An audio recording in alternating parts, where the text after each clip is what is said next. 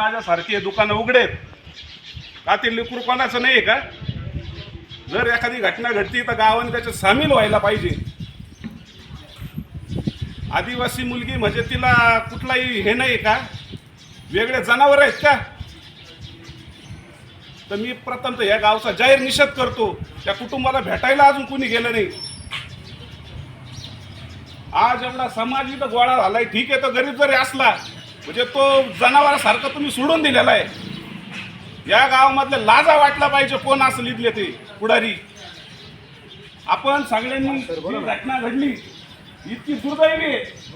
4थीत शिकणारी मुलगी, तिच्यावर अत्याचार होऊन तिचा खून होतो आणि गावकरी खुशाल दुकान उघडून बसतात. तर सगळ्यांनी हायवे बंद करायचा. जोपर्यंत तिला न्याय मिळत नाही तोपर्यंत हायवे बंद करायचं, इथं बसायचं नाही. शिवला न्याय मिळाला पाहिजे का नाही? आणि त्याला फाशी झाली पाहिजे का नाही? म्हणून सगळ्यांनी हायवे बंद करा.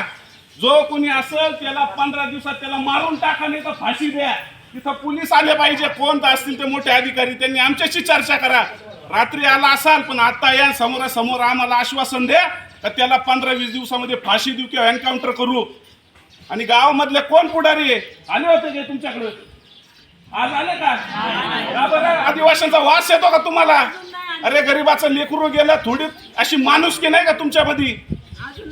बिनलाजानं इथून उठायचं नाही. आणि चिवला न्याय मिळाला पाहिजे, पाहिजे ना? त्या हरामखोराचे तुकडे झाले पाहिजे, त्याला तोडला पाहिजे, कुऱ्हाडीने तोडला पाहिजे त्याला.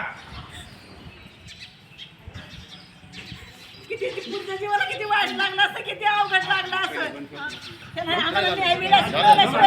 चला हायवे